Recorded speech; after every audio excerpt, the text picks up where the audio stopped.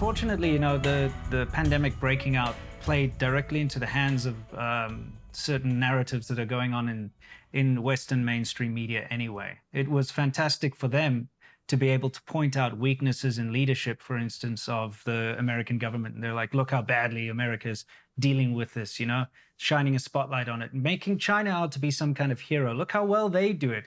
But the whole purpose behind their drive to report on this is to basically tear down the current leadership in America.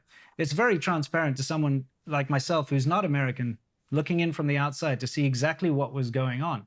So it just played right into their hands. It's absolutely ridiculous because at the end of the day, as badly as America handled, you can say, the coronavirus and the spread of it once it arrived here, first of all, it wasn't their fault that it arrived here in the first place. But the fact of the matter is that America's been very transparent when it comes to the numbers. When the infection numbers, the death rates, things like that, they've got daily up-to-date numbers coming out. In China, all the numbers that were released publicly are bullshit. We can prove that quite easily. Even the Chinese government has admitted that the numbers are off, and maybe 10 times more than what they were and all that stuff. We know it's a hell of a lot more than that. And we know this because the way China works, just the way the whole structure works, is nobody wants it to be their fault. So at the very low level, local, provincial level, if they get an outbreak, they will try their damnedest to suppress news about that outbreak, because if it gets out, it means they've failed. And if they failed, there's a lot of punishment and there's a lot of loss of face, etc. So, if it does start to get out, it gets up to the next level. Now, the next level guy who oversees that small provincial area or whatever, he doesn't want his head on the chopping block. So he'll try to divert and make excuses.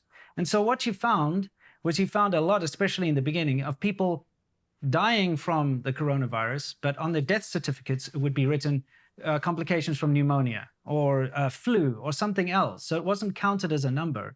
And the amount of infections and deaths related to coronavirus in China, we will never know. It's just impossible to know. But a lot of it was swept under the rug. Unlike in America, where every single case is reported.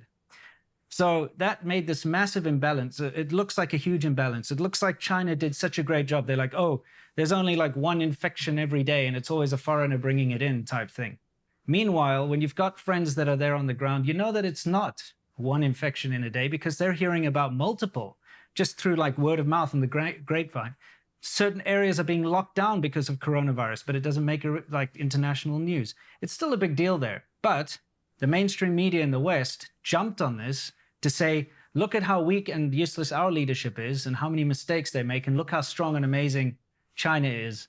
And it's really sending the wrong signal to everyone. Whether you want to think there's nefarious reasoning behind that or not, from the Western media side, you really got to keep in mind that it's just lazy journalism to begin with. Because if you had journalists that spent a lot of time in China, you'd know that the coronavirus situation is not, this is exactly how the Chinese government operates. So it doesn't matter if you're talking about, the coal output or a city that cleaned up its streets or, the AIDS outbreak up in like Anhui and stuff. Yeah, GDP. There's always GDP. It's always this whole ladder system where there's no accountability for the next guy and the next guy and the next guy, and everyone just keeps kicking the can down the road. So why would that be any different for a pandemic? Look at SARS, right? Why would that be any different? It's only into the Communist Party of China's benefit to make sure that the rest of the world looks at it as a success story and downplay, Taiwan's success and the whole endeavor, the fact that they cut off their borders to mainland China and look what happened. SARS is a great example because China never told the world about SARS. They didn't tell. The rest of the world found out about SARS when all those people in Hong Kong got sick because of that mainland doctor that went to the wedding and, people started to get infected. China knew about it, but didn't let anyone know because that's how China operates. When I say China, I'm talking about the Chinese Communist Party, obviously, for those of you who are dumb enough to think I'm talking about Chinese people. What happens is they would rather let something kind of just burn out if there's a problem, kind of go away on its own, and hopefully go away on its own before anyone knows about it so that it's not an issue. Unfortunately, when you've got something like a pandemic, which doesn't just go away, they try to hide it as long as possible, hoping it goes away, but it doesn't always. So SARS, they never told anyone about it. When it came to the new pandemic, the COVID-19 Wuhan flu, whatever you want to call it, they kind of reached a point where they had to tell people about it, because nowadays, especially, it's not like back in 2003. The way the internet works is different. Information was getting out a lot quicker than it was previously. So they kind of had to do something about it, and they went on full damage control. They leaned on the WHO to pretend that it wasn't a big deal and to say it wasn't human-to-human transmission when they already knew that it was.